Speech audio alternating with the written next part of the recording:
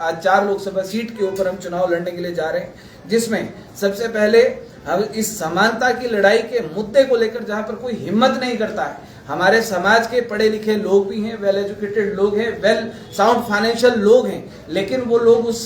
परिप्रेक्ष्य में आते हैं कि उनको समाज के मुद्दों से कोई लेना देना नहीं। आज समाज के मुद्दों को लड़ने की जो हिम्मत रखते हैं कि नहीं, आज हम अपने बच्चों के अधिकारों की लड़ाई को लड़े, जहां पर आज भाजपा कांग्रेस सारे के सारे मुद्दों को दरकिनार कर जातिगत आरक्षण और धर्म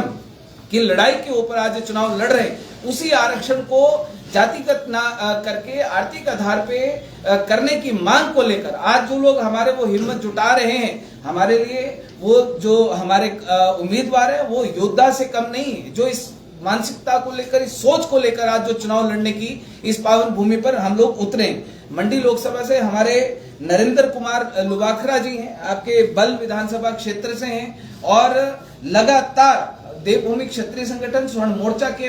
पूरे आंदोलनों में अपनी सक्रिय भूमिका निभाई। अपना इनका यहाँ पर व्यापार है, लेकिन समाज के लिए इनकी जो निष्ठा है, इनकी ईमानदारी है, आज उसी परिप्रेक्ष्य में आज मंडी लोकसभा से हमारे नरेंद्र कुमार लुवाखरा बिट्टू जी आज हमारे उम्मीदवार होंगे, जहां पर एक तरफ विक्रमादित्य है, एक तरफ कंगना राणौत है। बड़े बड़े नाम है, बड़े बड़े चेहरे, लेकिन जहां पर बात आती है कि इस हिमाचल प्रदेश में रहने वाले वर्गों के बारे में आप बात करें,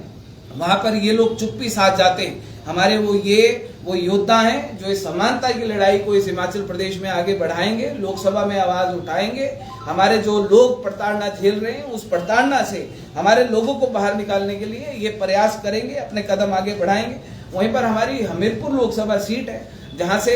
भाजपा से अनुराग ठाकुर चुनाव लड़ रहे हैं और कांग्रेस अभी तक वहां से अपना उम्मीदवार घोषित नहीं कर सकी। मुझे तो ऐसा लगता है कि भाजपा कांग्रेस की या सुखविंदर सिंह सुक्खू जी और अनुराग ठाकुर की आपस में कोई सांठगांठ है कि कांग्रेस वहां से कोई उम्मीदवार ना दे और अनुराग ठाकुर को सीधे सीधे लोकसभा में भेजने का काम किया जाए, या कांग्रेस इतनी देरी इसलिए कर रही है कि शायद कोई कमजोर ऐसा वहां से चेहरा उतारा जाए कि जिसको ना जनता जानती हो ना जनता मानती हो और अनुराग ठाकुर को जिताने में वो अपनी अहम भूमिका निभाए। तो इस भाजपा कांग्रेस में हमेशा से कहता आया हूं कि भाजपा कांग्रेस ये एक ही है। चाहे भाजपा में के आईने में आप कांग्रेस को देख लो, चाहे कांग्रेस के आईने में आप भाजपा को देख लो, इन दोनों की विचारधाराओं में आज कोई फर्क नहीं। हमीरपुर लोकसभा से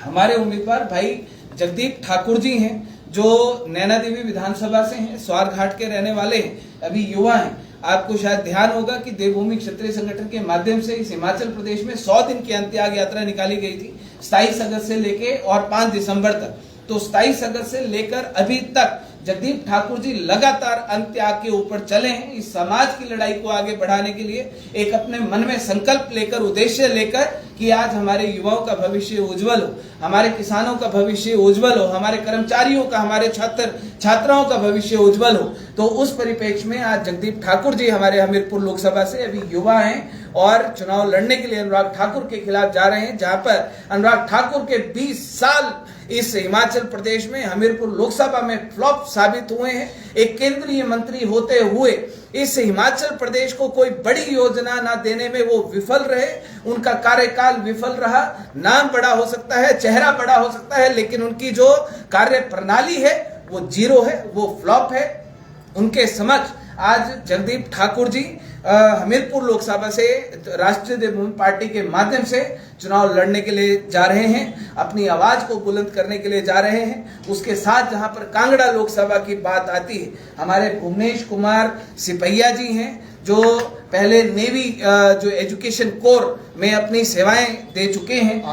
आर्मी एजुकेशन में अपनी सेवाएं दे चुके हैं और अभी वर्तमान में ये लगातार समाज के लिए कांगड़ा जिला में, कांगड़ा लोकसभा में काम कर रहे हैं, लोगों तक जा रहे हैं, लोगों को जागरूक करने का प्रयास कर रहे हैं, लगातार इस लड़ाई को आगे बढ़ा रहे हैं। तो भुवनेश कुमार सिपैया जी हमारे कांगड़ा लोकसभा से उम्मीदवार